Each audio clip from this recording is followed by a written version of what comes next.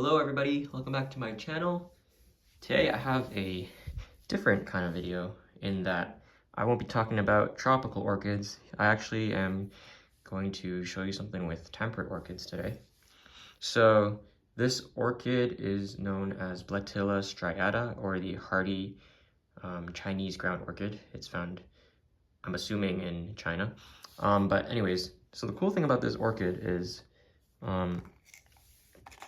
their seeds are actually really easy to germinate, unlike other orchids. So most orchids, if not all actually, require something called a mycorrhizal association with fungus. And so this is just a relationship between the plant and the fungus where the plant uses the fungus to get access to nutrients.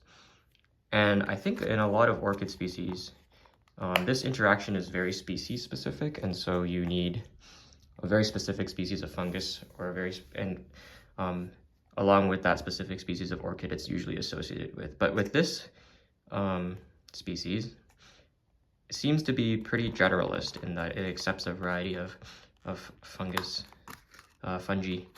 And so I was able to germinate these seeds on some cardboard, I just wet cardboard, put some sphagnum moss around it, and then let it sit for a couple months. And I got a bunch of seedlings. These are my separated ones. I ended up with thousands of them, and so I mean, I'm not keeping all of them. I don't need 1,000 of the same plant. But anyways, so I got these pretty good seedlings going now, and you can see they're just starting to make their second leaf. And so I thought it'd be cool to try and sort of repot these into something a little bit bigger than, or maybe not repot, but put them in something a little more substantial than bark. You can see under this bark, actually, I have a piece of cardboard right there to keep supplying the fungus with cellulose. I don't know if that's necessary, but I did it anyways. And so I'm gonna be trying out this soil. It's a seed starter soil I got from a local garden center. It's a funny cow on the logo. But this is why I want to try it out. It says it has a mycorrhizal fungi to aid in germination, whatever that means. And so if this is in fact full of mycorrhizal fungi, it should help some of these seedlings grow a little faster. And so what I'm going to do is I'm just going to move them into these pots. So I'm gonna get some of the soil. And so I used a lot of these to start vegetables, and yeah, I mean, it was pretty good for those. But I'm gonna be trying out an experiment with some slipper orchids in the future to see if adding this to their medium helps improve growth in any way. So here I'm just gonna show you what I'm gonna do, and then I'm gonna do it. So I'm just gonna wet this with some RO water.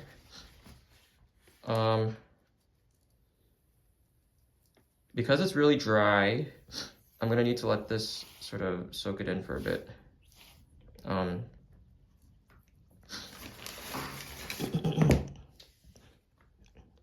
So you can see it's really dry and might take a minute or two to absorb this water.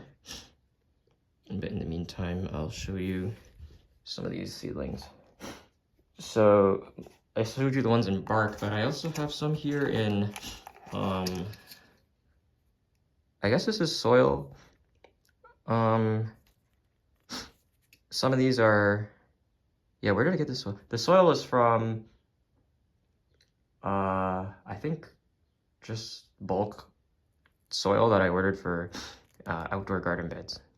But you can see it kind of has a slower growth rate. I mean, it grows a faster growth rate, but a lot of the seedlings actually died off in here. Whereas in the bark, I don't know if they're growing slower, so I separated these faster, but so there's definitely a difference in how they're growing. But these, I'm thinking they might actually have roots because this is soil versus the ones in bark, which are just sitting on the surface.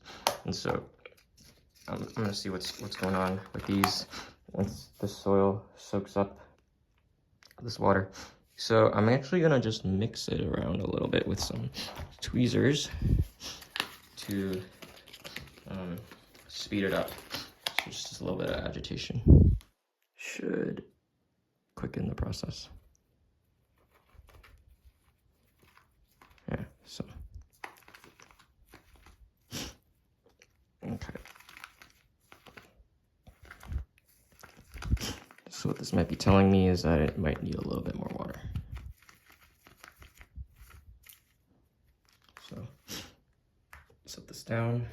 Give it a little bit more water. I don't want it to be soggy because this little deli dish has no drainage, and so it's gonna, whatever water I put in here is probably just gonna be in here until it slowly evaporates out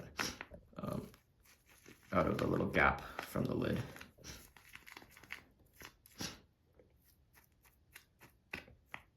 Okay. Maybe it's not perfect, but it'll do for now. So I'm just gonna, tamp this down a little. There's it looks like mini perlite in this seedling starter, so that'll keep the soil from compacting too much. Rinse my hand off. Yeah, this mix is really good, I think, for potting small plants in. And so I'm just gonna take some from here. I'm actually gonna try and take all of them. So let me see if I can do this for camera. So I'm just gonna grab these. This biggest one might have a root. Let's see. Ooh. So it looks like, I don't know if you can see there, there's like some roots forming at the bottom. Those two sort of brown projections. And yeah, so I guess I have to actually dig a hole for this one. And I hope it'll grow a little faster in this one, in this soil, than in the, I guess, topsoil is what they don't want to be called. So here's the other one. Let's see if there's roots. Okay, this one has one, and this one's more clear that it has a root. So again, I'm just gonna dig a little hole. And I'm now realizing I might not have enough deli containers for all of these. So might want to start taking from the bark. So I'm gonna try and keep these pretty close together, just to save on some space. Here, let's see. Here's another one. My allergies are really bad today. Sorry for the sniffing. Okay, this one's also got a root, so that's pretty cool to see. Oh, I guess I'll put this one here.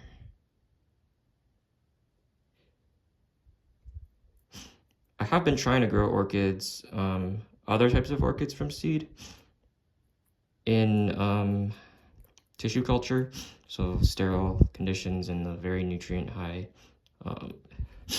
jelly. I have been unsuccessful. I'm not sure if it's because I'm cheap and don't want to buy commercially made medium, so I'm just like DIYing it with recipes I found online, or if I'm just not getting viable seed from my plants, but that's a topic for another video. All right. So these are the 4 biggest ones. I'm gonna leave these ones in here for now, just until they get a little bit bigger. Let's close that up. And then I think I'm gonna take some from the bark, so I can dump out the bark and reuse it. So, I mean, these are on bark, so they definitely don't have any roots. You can see, however, the fungus that it's associated with. So all this fuzzy white stuff here, that's actually I believe it's called hyphae, which are the filamentous growths of the fungus. Okay, so this is actually really hard to do with one hand. Okay, was not expecting it to be so attached to the bark, and so I'm gonna actually just hold it down gently. So something like this, let's see if I can focus it. I think I can just stick it in the soil.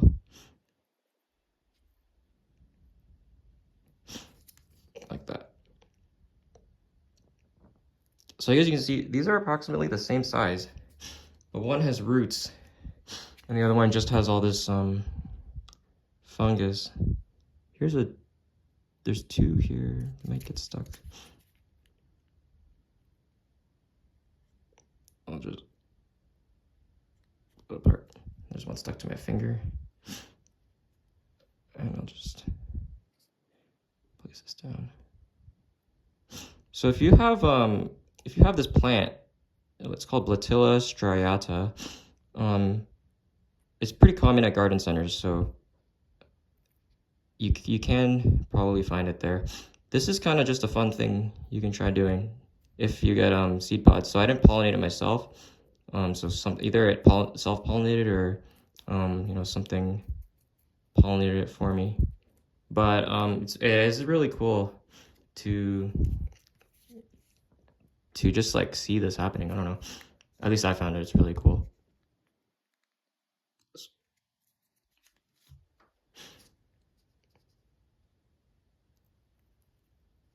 Anyways, so I'm gonna go ahead and repot the rest of these. Probably don't want to film me doing that, but anyways, I'll update everyone in a couple weeks or a month or a couple months to see the updated growth. So thanks for watching, and I'll see you in a future video.